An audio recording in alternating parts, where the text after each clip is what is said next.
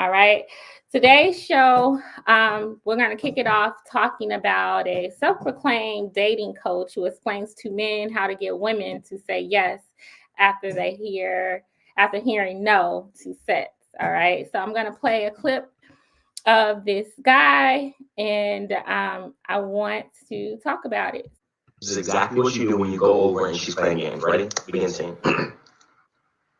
What you mean? You really not gonna let me hit? You for real? Alright. No, I don't wanna watch no movie. Fuck is it? I'm out. I'm out. You think I'm playing? I'm out. Wasting my gas. You can call somebody else. All right. So I just want to hear you guys' thoughts about that. Who likes to kick it off first? This is what you call talking yourself out of consent. If she wanted you over there for a movie, y'all could have sat, watched the movie. You don't know how the night would have progressed. You may have had sex, you may not have had sex. But having a temper tantrum, you definitely ain't gonna get none now. What is this? And if you do, it's gonna be coercion. If it's not enthusiastic consent, you don't want it. You want her to be throwing herself at you, metaphorically speaking. What do you think, Mrs. Jovo? Yeah, I watched this a couple of times, and I'm just like, it could all be so simple. Like I don't understand. Like it just seems very odd that a coach has to use this form of manipulation. Coaches are supposed to be giving out skills, you know, and that's not a skill. That's a form of manipulation, and it's just like you're kind of you borderline abusing, you're trying to why not want it naturally? Like I'm kind of like what Raven is saying. Like I don't get it.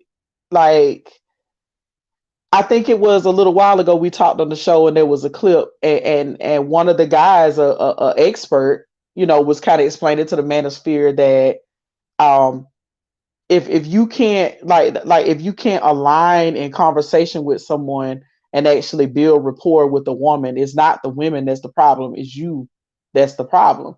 That's a problem. That's problem behavior. That's manipulation.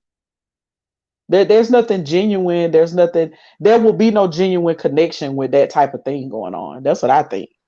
Okay. All right. Hmm. What do you think, Darwin? So being in his shoes a lot of times, now I believe in manipulation. I believe everybody uses it to get what they want most of the time, right? Women do it, men do it. It is borderline toxic, and you you can't go overboard and put somebody in uncomfortable situations and stuff like that. And I think that was one of the ones right there. But being in his shoes, I don't really know because I've done that before, and it's all because you get to a woman's house, y'all done talk, y'all done been in this situation before, and it's the same thing every time. So he probably saw the same behavior as last time. Like, you know what? Hell, I'm out of here because this what happened last time, leading up to us talking about this, and we got in this situation, and then then you change your mind and this and that. I'm not about to deal with it this time. I'm about to go because I mean, men have expectations too. I know women do too, but if she was giving off vibes that they was going to do something and she kept on changing her mind, a man don't have to sit around and he don't have to sit around and just sit there knowing he's not going to get what he wants at the end of the night if that's how he feels. Now, I mean, and she can just let him leave. She has a choice too. She can just be like, okay, bye. So I don't think it's a game at the end of the day. Who can get what they want? Now, if that's what he want, then that's how he got it. I'm not saying it's right or wrong. And because women play the same game. So I mean, at the end of the day, when you dating, it's all a game to me until you really get serious. Now, if he was really serious about her, he'll sit down and spend that quality time with her, get to know her, and sex won't be on his mind. But I mean, I don't know. I don't know his. I don't know their situation.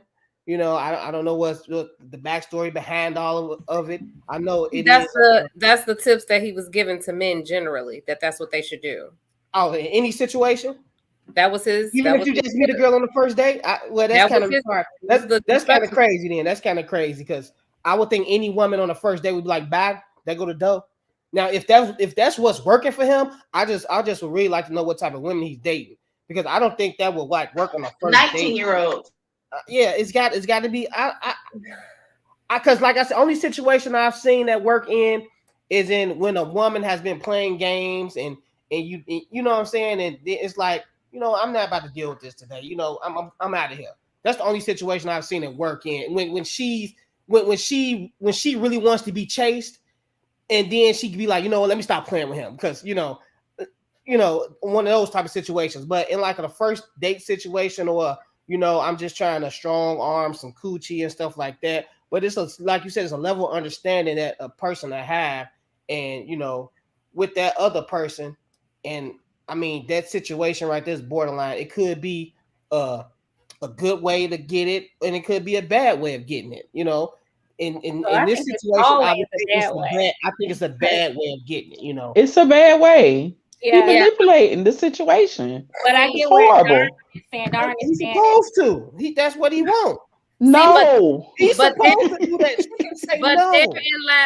therein lies the problem of the lack of understanding. See, that to me is like one of the biggest issues.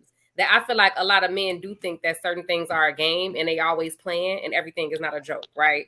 The thing is that I'm gonna read this snippet that tells you what sexual coercion is, because I feel like people don't understand what that means. They think if you're not literally like threatening somebody, like, then it's not coercion.